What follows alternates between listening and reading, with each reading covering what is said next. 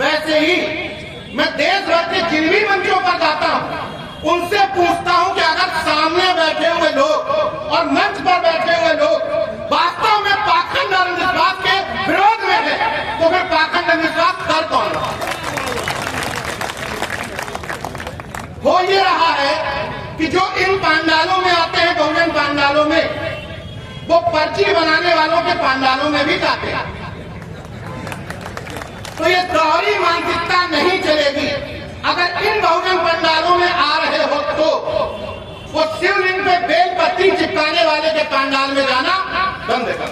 ऐसा व्यक्ति अगर लखनऊ में खोजता है कि आज चलो अपने बच्चे का एडमिशन किसी अच्छे मिशनरी स्कूल में करवा दें, अच्छे इंग्लिश मीडियम स्कूल में करवा दें, तो हमारे जैसे आदमी को तो चलता है। लेकिन जिनकी ज्ञान की देवी सरस्वती है वो अच्छा स्कूल क्यों ढूंढते हैं? भाई हमारी तो सावित्रीबाई फुले हैं, उन्होंने कहा कि अच्छे विद्यालय में पढ़वाओ, लेकिन जिनकी ज्ञान की देवी सरस्वती है तो विद्यालय क्यों ढूंढ रहे हो? अच्छा क्यों प्रिंसिपल अच्छा चाहिए? कहीं भी करवा दो तो पढ़ लेगा। वैसे ही मैं अपने पिताजी का इलाज पीजीआई चंडीगढ़ में, पीजीआई लखनऊ में और दिल्ली में, बॉम्बे में करवा रहा हूं। तो मेरे जैसे आदमी को चलता है, क्योंकि मुझे भरोसा नहीं है किसी ईश्वर की सत्ता पर। लेकिन जिनको भरोसा है तो तुम अच्छा अस्पताल क्यों ढूंढो? किसी को इलाज करवाना है तो एडमिट करवा लो, बगल में एक तस्वीर रख दो बड़ी सी जिस पर भरोसा है तुम। इसका मतलब तुम दोगले हो, तुम्हें भरोसा है नहीं। गलत तो नहीं कह रहा हूं? अच्छा गलत कह कैसे सकता हूं? मुझे प्रकांड विद्वानों ने यह बताया है कि ईश्वर की मर्जी के बिना, प्रकांड विद्वानों ने बताया, तो मैं अगर यहां बोल रहा हूं इसका मतलब ईश्वर की मर्जी जब नहीं होती तो मैं क्या बोल पाता? क्या मैं क्या लखनऊ से यहां तक आ पाता? क्या इसका मतलब उसी ने मुझसे कहा है कि जाओ और इन भक्तों को बताओ कि तुम्हारे और तुम्हारे ईश्वर के बीच में एक बिचौलिया है जो माल पीट रहा है। उसी के आदेश से आया हूं, उसका आदेश नहीं होता तो मैं नहीं आ पाता। गलत तो नहीं कह रहा हूं। किसी बच्चे को पकड़ लो, बछड़े को अपने पास ले आओ, पीछे पीछे गाय आएगी और पीछे पीछे गाय। पहले बछड़े को पकड़ना होगा, इसलिए वक्त की जरूरत के हिसाब से बच्चों पर काम करना जरूरी है। लोगों का बहुत बहुत शुक्रिया, क्योंकि सुल्तानपुर की धरती को अभी तक जिस तौर पर जाना जाता था, लेकिन निश्चित तौर पर हम लोग भी इसको सामंतीगढ़ से बहुजनगढ़ बनाने में कोई कोई कसर नहीं छोड़ेंगे। तो आप लोगों ने इस धरती पर हम लोगों को बुलाने का जोखिम उठाया, तो थोड़ी तकलीफ थी। आते समय पिताजी ने पूछा कि जल्दी आ जाना, तो हमने कहा जल्दी आ जाएंगे, लेकिन आप लोगों के बीच में आना जरूरी था। सीधे सीधे मुद्दे पर आता हूं बिना किसी औपचारिकता के। सभी महापुरुषों के चरणों में श्रद्धा सुमन अर्पित करते हुए, मंच पर बैठे हुए हमारे सभी भाइयों का अभिवादन करते हुए, बड़ों का अभिवादन करते हुए और इस तरफ की जनता का अभिवादन करते हुए सीधे सीधे मुद्दे पर आता हूं कि उस दौर में हम लोग ये बहुजन सम्मेलन और सामाजिक न्याय महासम्मेलन कर रहे हैं, जिस दौर में शिक्षा के जहाज बड़े शौक से दफनाए जा रहे हैं, शिक्षा के जहाज बड़े शौक से दफनाए जा रहे हैं, स्कूल बंद करके लोग राजनीतिक रैलियों में बुलाए जा रहे हैं, स्कूल बंद करके लोग राजनीतिक रैलियों में बुलाए जा रहे हैं। तुम कब तक चंद राशन में बिकता रहेगा? ऐ बहुजन, हमारे आपके बच्चे जिस्म से नहीं मानसिकता से गुलाम बनाए जा रहे हैं। तो जितने लोग ताली बजा रहे हैं, यानी कि तकरीबन उतने लोग क्लियर हैं कि हमें मानसिक गुलाम नहीं बनना। अब मैं बात यहीं से शुरू करता हूं। अवधेश वर्मा जी ने जहां से छोड़ी, उन्होंने कहा कि लोग भाषण से ज्यादा आचरण से प्रभावित होते हैं। बिल्कुल उनकी बात से सहमत हूं कि मंच पे जो कहा जाए वो कम से कम अपने जीवन में लागू किया जाए, क्योंकि ये भी बात बिल्कुल ठीक है कि मंच पर जो बड़े बड़े भाषण ठोकते हैं उन्हीं के शरीरों में इस तरह की चीजें होती हैं जो पाखंड की निशानी के तौर पर वो धारण किए रहते हैं। तो अगर अंधविश्वास के विरोध की बातें करते हैं तो पहले तो अपना शरीर, फिर अपना परिवार, फिर अपना आस पड़ोस मोहल्ला ठीक करने की कोशिश करें, तब चीजें बदलेंगी। ये बात क्यों कह रहा हूं? एक कहानी से बता देता हूं। मैं हिंदुस्तान आगरा में सीनियर सब एडिटर के पद पर तैनात था। अन्ना हजारे का आंदोलन उस समय चल रहा था। मेरे ऑफिस में मेरे अलावा सारे लोग अन्ना हजारे आंदोलन के समर्थन में थे, केवल मैं एक न्यूट्रल था। मैं ना समर्थन में था ना विरोध में था। मेरे संपादक जी ने एक दिन पूछा, नीरज भाई आप अन्ना हजारे आंदोलन के समर्थन में क्यों नहीं? तो मैंने पूछा कि अन्ना हजारे आंदोलन है क्यों? तो बोले वो भ्रष्टाचार के विरोध में है। तो हमने कहा अगर पूरा देश अन्ना हजारे के आंदोलन के समर्थन में है तो फिर भ्रष्टाचार कर कौन रहा? अगर पूरा देश अन्ना हजारे के आंदोलन के समर्थन में था तो कर कौन रहा है? वैसे ही मैं देश भर के जिन भी मंचों पर जाता हूं उनसे पूछता हूं कि अगर सामने बैठे हुए लोग और मंच पर बैठे हुए लोग वास्तव में पाखंड और अंधविश्वास के विरोध में है तो फिर पाखंड अंधविश्वास कर कौन रहा? हो ये रहा है कि जो इन पांडालों में आते हैं, बहुजन पांडालों में, वो पर्ची बनाने वालों के पांडालों में भी जाते हैं। तो ये दोहरी मानसिकता नहीं चलेगी। अगर इन बहुजन पंडालों में आ रहे हो तो वो शिवलिंग पे बेलपत्ती चिपकाने वाले के पंडाल में जाना बंद कर। क्योंकि अगर बच्चे एक तरफ कहते हो कि शिक्षा शेरनी का दूध है, जो पिएगा वो दहाड़ेगा, और दूसरी तरफ उनसे पर्चियां बना करके बच्चों का भाग्य भी पुछवाते हो। चलो छोड़ दो ये बात। कथा मंचों पर हो सकता है बहुत लोग जाना बंद कर दिए हो, लेकिन अभी भी ऐसे लोग हैं जो सुबह से शाम तक जिनको अपनी आरक्षण के विरोध के लिए जिम्मेदार ठहराएंगे, जिनको अपने बताएंगे कि हमें छोटा ऊंच नीच बताते हैं, छोटा बड़ा बता करके भेदभाव करते हैं, उन्हीं से अपने बच्चों का नामकरण करवाते हैं। बड़े बड़े प्रोफेसर, डॉक्टर्स, इंजीनियर्स, बड़े बड़े पत्रकार जो कहते हैं कि हम बुद्धिजीवी हैं, लेकिन खुद में के अंदर बच्चों का नाम रखने की हैसियत नहीं, बच्चों का नाम उनसे रखवाएं। उसी तरीके से गाड़ी खरीद के लाएंगे अपनी मेहनत से, लेकिन गाड़ी का पूजन उनसे करवाएं। मैं एक बात सिर्फ ये समझना चाहता हूं कि जो लोग किसी से भी गाड़ी का पूजन करवाते हैं वो दरअसल ईश्वर में भरोसा नहीं करते, तभी पूजन करवाते हैं। क्यों? अगर वो ईश्वर में भरोसा रखते होते तो गाड़ी का इंश्योरेंस न करवाते। अगर इंश्योरेंस करवा रहे हो तो पूजन की जरूरत नहीं है, और पूजन पर बिना भरोसा है तो इंश्योरेंस की जरूरत नहीं। किस बात का इंश्योरेंस है जब तुम्हारे अंदर डर ही खत्म हो गया? वैसे ही हमारे जैसा व्यक्ति अगर लखनऊ में खोजता है कि आज चलो अपने बच्चे का एडमिशन किसी अच्छे मिशनरी स्कूल में करवा दें, अच्छे इंग्लिश मीडियम स्कूल में करवा दें, तो हमारे जैसे आदमी को तो चलता है। लेकिन जिनकी ज्ञान की देवी सरस्वती है वो अच्छा स्कूल क्यों ढूंढते हैं? भाई हमारी तो सरस्वती भाई चुने हैं, उन्होंने कहा कि अच्छे विद्यालय में पढ़वाओ, लेकिन जिनकी ज्ञान की देवी सरस्वती है तो विद्यालय क्यों ढूंढ रहे हो? अच्छा क्यों प्रिंसिपल अच्छा चाहिए? कहीं भी करवा दो तो पढ़ लेगा। वैसे ही मैं अपने पिताजी का इलाज पीजीआई चंडीगढ़ में, पीजीआई लखनऊ में और दिल्ली में, बॉम्बे में करवा रहा हूं। तो मेरे जैसे आदमी को चलता है, क्योंकि मुझे भरोसा नहीं है किसी ईश्वर की सत्ता पर। लेकिन जिनको भरोसा है तो तुम अच्छा अस्पताल क्यों ढूंढो? किसी को इलाज करवाना है तो एडमिट करवा लो, बगल में तस्वीर रख दो बड़ी सी जिस पर भरोसा है तुम्हें। इसका मतलब तुम दोगले हो, तुम्हें भरोसा है नहीं। गलत तो नहीं कह रहा हूं? अच्छा गलत कह कैसे सकता हूं? मुझे प्रकांड विद्वानों ने यह बताया है कि ईश्वर की मर्जी के बिना, प्रकांड विद्वानों ने बताया, तो मैं अगर यहां बोल रहा हूं इसका मतलब ईश्वर की मर्जी नहीं होती तो मैं क्या बोल पाता? क्या मैं क्या लखनऊ से यहां तक आ पाता? क्या इसका मतलब उसी ने मुझसे कहा है कि जाओ और इन भक्तों को बताओ कि तुम्हारे और तुम्हारे ईश्वर के बीच में एक बिचौलिया है जो माल पी रहा है। उसी के आदेश से आया हूं। नहीं होता तो मैं नहीं आता। गलत तो नहीं कह रहा हूं। वैसे ही हिंदी, हिंदू, हिंदुस्तान का ठेका किसका है?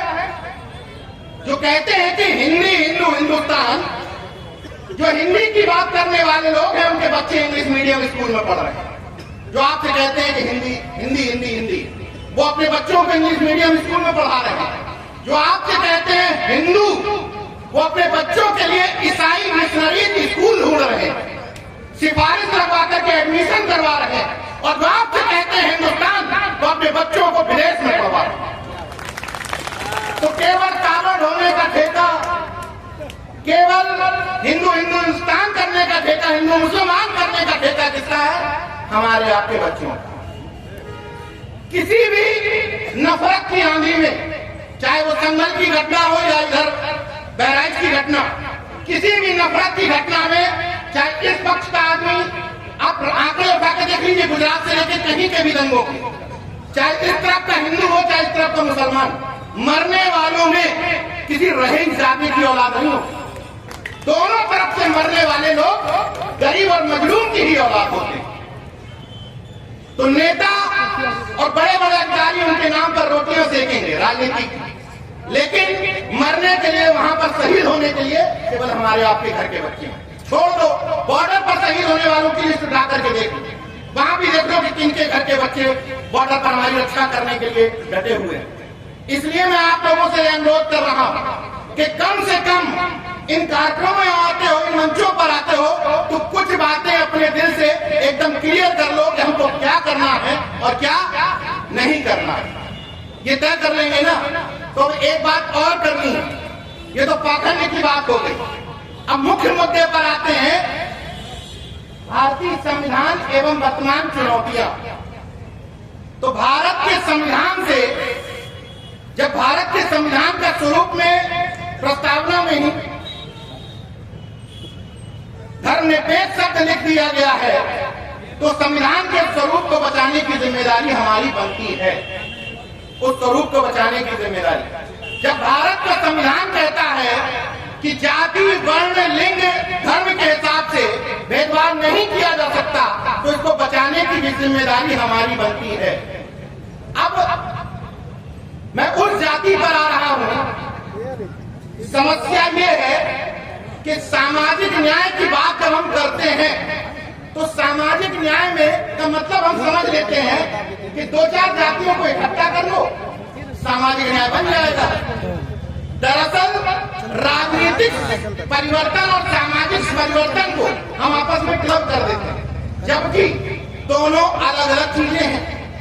राजनीतिक परिवर्तन में तो चल सकता है कि किसी विधानसभा में आप बड़ी बड़ी जातियों का समीकरण उठा लें और कह लें कि हम जीत जाएंगे, लेकिन सामाजिक परिवर्तन में अगर मंचों पर शिवदयाल चौरसिया भूल जाओगे, अगर संत रामवीर प्रजापति भूल जाओगे, अगर माता जी नंगी भूल जाओगे, अगर झलकारी बाई भूल जाओगे, संत गाड़िये भूल जाओगे, तो फिर तुम्हारा सामाजिक परिवर्तन टिकेगा नहीं। हम सब की जिम्मेदारी है। एक बात बिल्कुल सही है, मैंने पिछले कार्यक्रम में लक्ष्मण भाई और हम साथ में थे, उधर भी मैंने कहा था कि जिसकी जितनी संख्या भारी उसकी उतनी हिस्सेदारी। वो नारा जिस वजह से दिया गया था, देखिए संविधान बना लागू करते समय भी बाबा साहब ने कहा था कि जिसके हाथ में जाएगा, ये डिपेंड करेगा कि संविधान का पालन किस तरीके से करवा रहा, उस पर डिपेंड करेगा कि संविधान जनता के लिए कितना अच्छा काम करेगा। वैसे ही इस नारे का उपयोग आप सामाजिक परिवर्तन के लिए कर रहे हैं या महज विधानसभा लोकसभा चुनाव जीतने के लिए, या आपकी जहनियत पर डिपेंड करता है। जिसकी जितनी संख्या भारी उसकी उतनी हिस्सेदारी।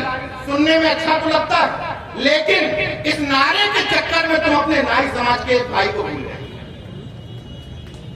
क्योंकि ना संख्या भारी ना हिस्सेदारी। तो नाई क्या करे? क्या करे नाई समाज का व्यक्ति? आपका चौरसिया समाज का व्यक्ति क्या करे बताइए?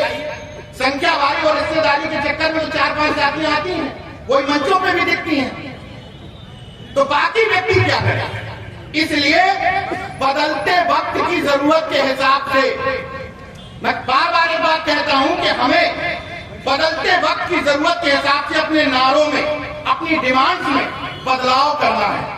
जैसे जब महामना रामस्वरूप वर्मा जी काम करते थे अर्जक संघ बना करके, तो उस समय इस नारे की जरूरत था, उस समय इस नारे की बेहद जरूरत थी कि दो बातें हैं मोटी मोटी, सबको इज्जत सबको रोटी। इस समय ये सरकारें रोटी तो दे रही हैं, रोटी नहीं छीन रही आपसे, रोटी का निवाला तो पकड़ा दे रही है, लेकिन इज्जत छीन ले रही है।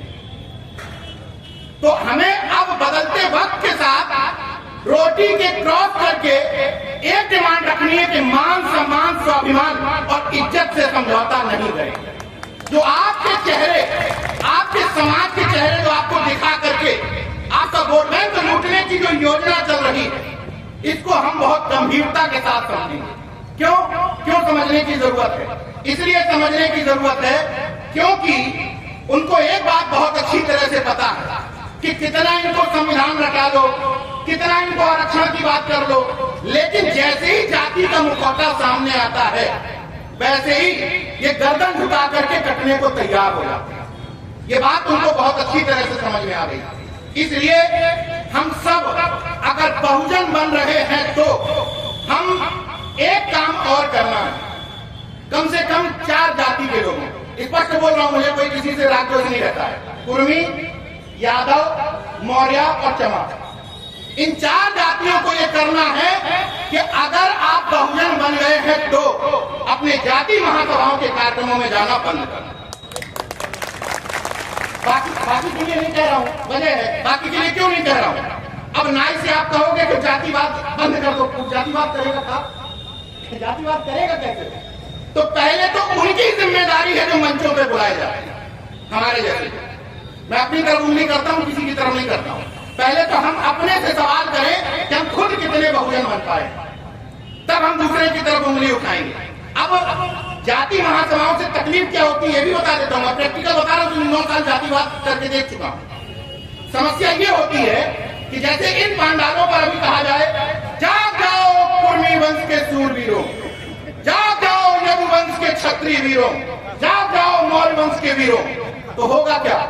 जो आपका ही अपना भाई प्रजापति समाज का यहाँ बैठा हुआ है, वो आपको अपना भाई मानता है, लेकिन वो पता क्या कहेगा? वो सोचेगा कि अगर जाग गए, ये सब जाग गए, तो जाग के गांव में होंगे किसके खिलाफ? हमारे खिलाफ, क्योंकि इनके खेत से हमारे खेत का नहीं। तो जाग के लड़ेंगे किससे? हमसे लड़ेंगे, तो इनको नहीं जीतने देना। तो तुम्हारे जाग जाओ के चक्कर में तुम्हारा भाई तुम्हारा दुश्मन बन गया, वो जाग गए जिनके खिलाफ तुम्हारी लड़ाई।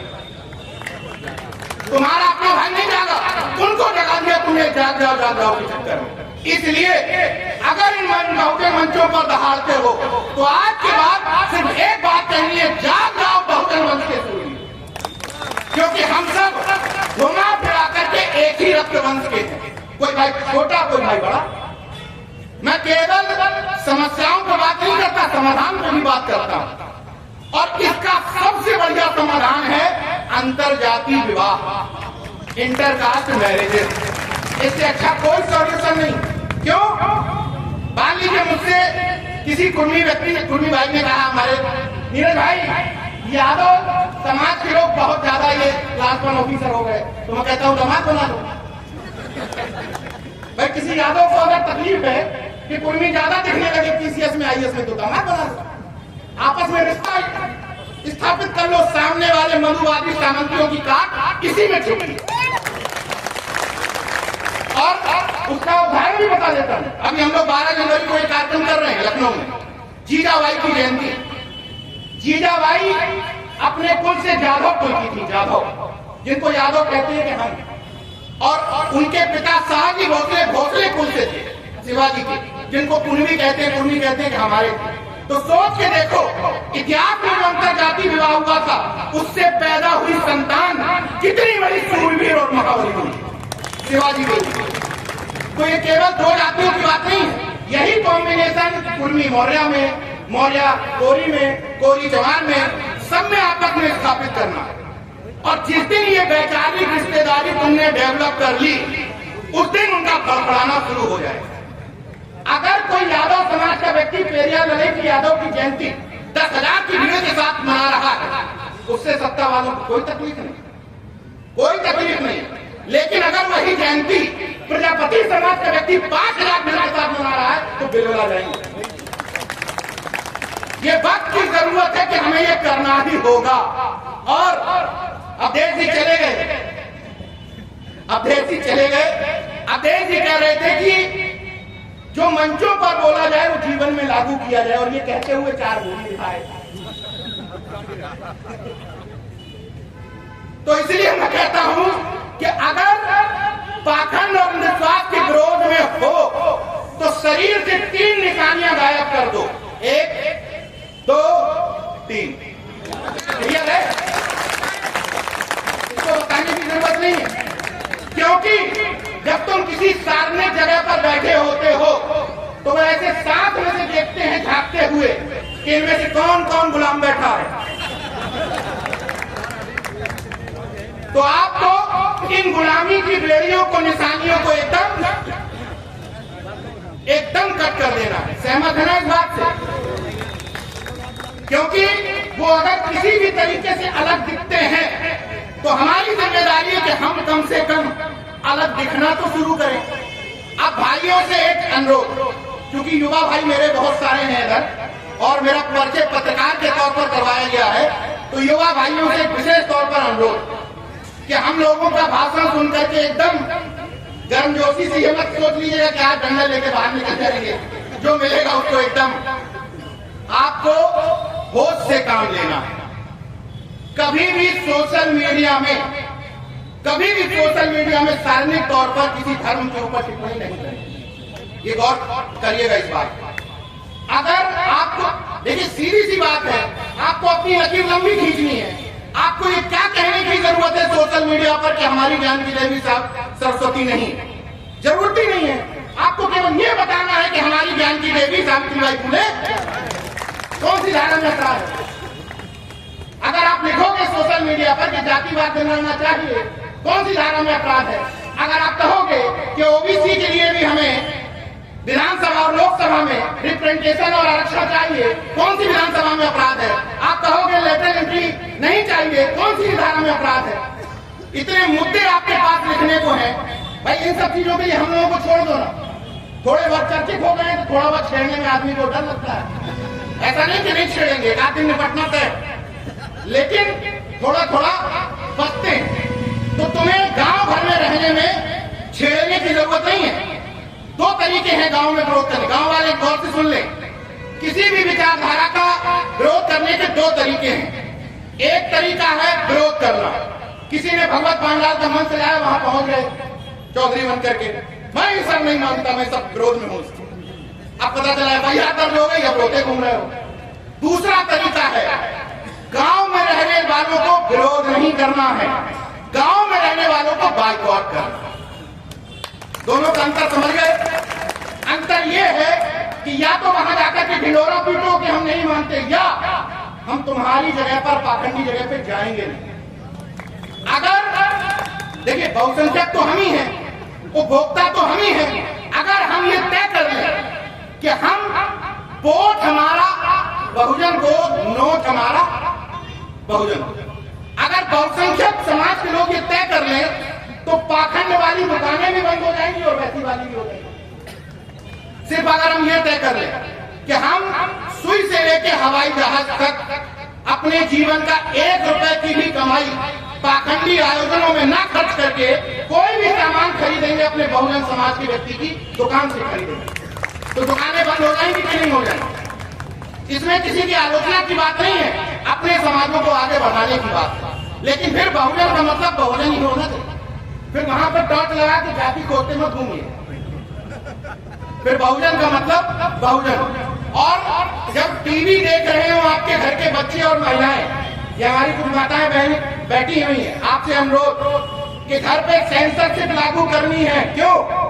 उन्होंने एक बात समझ ली कि अच्छा कार्यक्रमों में जा करके इनको ये समझ में आ गया कि इनको ये पाखंडी सीरियल नहीं देखने हैं, तो उन्होंने नए दौर में कुछ नए आइटम निकाले। कैसे?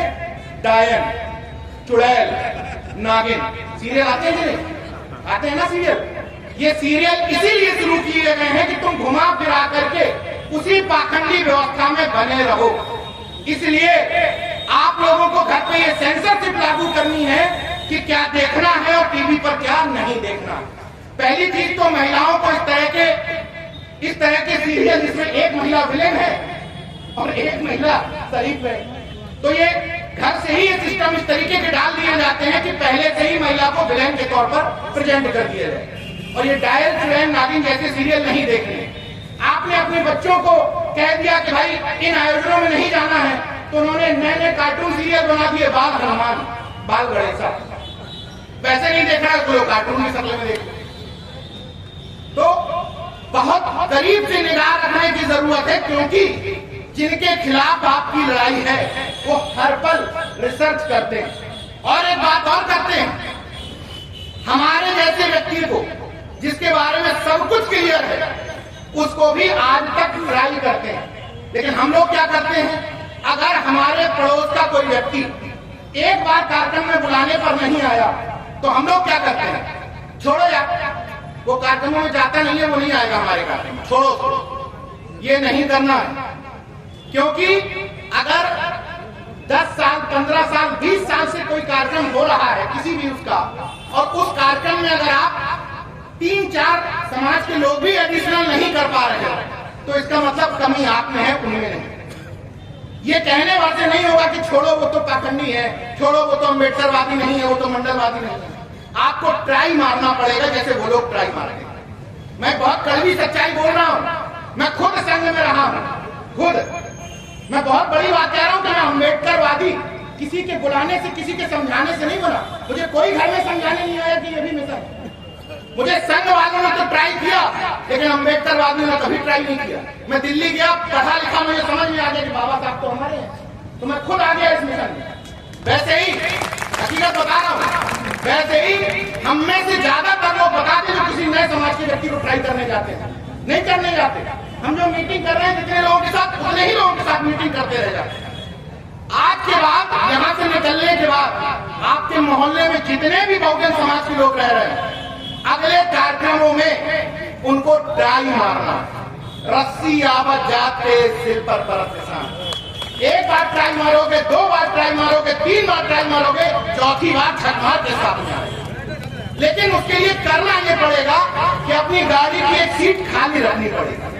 जो अपनी जाति के लोगों से 5 सीट भर रहे हो, उसमें जाति के 2 लोग उतार दो और दूसरी जाति के 2 लोग बैठा लो। ये करना पड़ेगा। और अब बात है कि भाषण और आचरण, मेरी गाड़ी में 3 लोग आए हैं, वैसे 5 लोग आते हैं, इस बार 3 लोग आए, क्योंकि क्लियर नहीं था जाना है कि नहीं जाना। तीनों के नाम बता देता हूँ। एक मैं खुद नीरज भाई पटेल, दूसरे चेतन जायसवाल, तीसरे अजय साहू। वही कहता हूँ जो जीवन में लागू करता हूँ। साहू जी हमारे साथ 3 कार्यक्रमों में आए, भाषा बदल गई। क्योंकि दिक्कत क्या है नीरज भाई, पत्नी नहीं बदल रही। हम तो बहुत बड़े सामाजिक न्याय के झंडा बता रहे हैं, पत्नी नहीं मान रही, बच्चे नहीं मान रहे। मानेंगे कहां से जब कार्यक्रमों में लाओगे? कार्यक्रम में आते हो तुम, भाषण ठोकते हो तुम, सुनते हो तुम। पत्नी को जब एक ही पता है तो भैया गोबर पूजना है, तो कैसे बताओगे कि गोबर नहीं, ये माधव नहीं है, गोबर है। जब कार्यक्रमों में लाओगे तब तो पत्नी को पता चलेगा कि ये भी एक सोचने का ढंग है। तो जितने आयोजक हैं, मैं पूछ नहीं रहा हूँ, तमाम लोग फेल हो जाएंगे, मैं दावे के साथ कह रहा हूँ कि जितने आयोजक हैं उतने लोग भी अपनी पत्नियों को नहीं लाए। दावे के साथ कह रहा हूँ, दावे के साथ कह रहा हूँ, लेकिन पूछ नहीं रहा हूँ क्योंकि बदनामी होगी। अगर बदनामी से डर रहे हो तो अपनी बात पूछूंगा। मैक्सिमम नहीं लाए होंगे, तो मैं क्या कह रहा हूँ कि आप दूसरे से क्या खाक करोगे?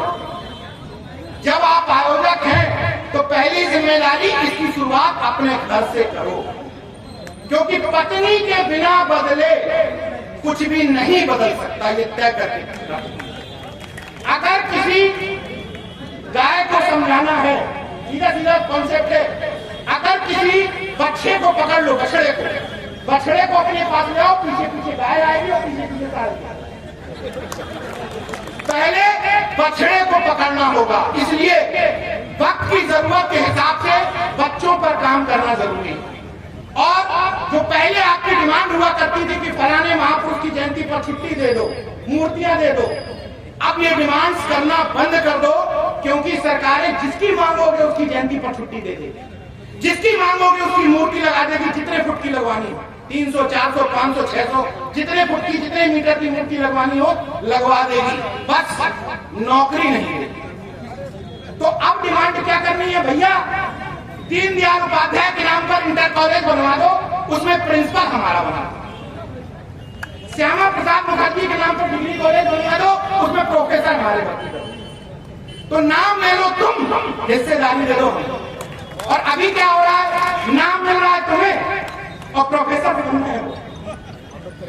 तो बदलते वक्त अम्बेडकर यूनिवर्सिटी सबसे अच्छा उदाहरण, बाबा साहब भीमराव अम्बेडकर यूनिवर्सिटी केंद्रीय विश्वविद्यालय, मतलब मजाक बना करके रख दिया है। उसी एकमात्र विश्वविद्यालय जहां से सबसे ज्यादा कंप्लेंट मेरे पास आती है कि नीरज भैया बाबा साहब की जयंती नहीं मनाई, BBAU नाम से यूनिवर्सिटी में। तो मतलब क्लियर है ना? मेरे अभी तमाम भाई बचे हुए हैं, इसलिए इन्हीं शब्दों के साथ बात यहाँ पर ये कह करके खत्म करूंगा कि घर पे जाना और जितने लोगों के घर में एक महापुरुष की तस्वीर हो तो जाकर के आज 5 महापुरुष लगा देना, 5। क्योंकि तुम्हारे घर में घुसने के बाद अगर कोई व्यक्ति महापुरुष की तस्वीर से तुम्हारी जाति पहचान लेता है तो माफ करिएगा, तुम बहुजन नहीं, तुम अभी भी उसी जातिगत सोपान में डूबे हुए हो। अब ये आरोप लोग लगाए कि नीरज भाई पटेल लिखते हैं और बड़े जातिवाद के खिलाफ बोल रहे हैं, तो ये नाम हमारे बाप ने रखा था, नीरज भाई पटेल हमारे बाप ने, और हम जिसके बाप ने उसका नाम रखा हमने कबीर शिवाजी। जब मैं डिसीजन मेकर हुआ तो मैंने ये तय कर दिया कि मेरे बेटे की शादी जाति में नहीं ही हो, मेरे बेटे के नाम में जाति नहीं ही हो। मैं एक और झटपन करने जा रहा था, लेकिन मैंने कहा कि बेटे के साथ अन्याय होगा। मैं चाह रहा था कि उसका सर्टिफिकेट बनवा दूं नो कास्ट नो रिलीजन, लेकिन इससे उसको रिजर्वेशन नहीं मिलेगा। मैं उसको वंचित क्यों करूं? अपने खत्म, उसको बड़ा हो जाने दो, वो तय करेगा कि उसको क्या करना है। वैसे ही एक और डिमांड हमारी सरकार से है कि जैसे वोट डालने की तुमने उम्र तय कर रखी है कि इतने उम्र के हो जाओगे तब तुम वोट डालोगे, वैसे ही सरकारों से एक अनुरोध है कि अगर तुम संविधान को सही रूप से लागू करवाना चाहते हो, संविधान के धर्मनिरपेक्ष स्वरूप को बचाए रखना चाहते हो, तो जन्म के आधारित किसी व्यक्ति को धर्म मत पकड़ाओ। जब वो बालिग हो जाएगा उसको 21 साल तक कुरान, बाइबल, गीता सब कुछ पढ़ाओ। जब वो बालिग हो जाएगा उसको तय करने दो किस धर्म में जाना चाहता है या नहीं जाना चाहता। क्योंकि जैसे संविधान किसी धर्म को मानने वाले को इजाजत देता है, वैसे ही संविधान हमारे जैसे अनीसरवादी को इजाजत देता है। हमें धर्म नहीं मानना, हम नहीं माने। और अंतिम शब्दों के साथ बात खत्म कर दूंगा इस मंच की तरफ से कि अभी तो परिंदे शुमार करना है, फिर हम अम्बेडकरवादी मंडलवादी बताएंगे कि किस किस पे वार। अभी तो परिंदे शुमार करना है, फिर ये बहुजन मंच बताएगा कि किस किस पे वार करना है। बड़ा क्रूर है सत्ताधारियों तुझे, मगर हम अम्बेडकरवादियों, मंडलवादियों, अजबवादियों को जिद है कि दरिया को पार। नमो बुद्धाय, जय भीम, जय मंडल, जय अजब, इनकलाब जिंदाबाद।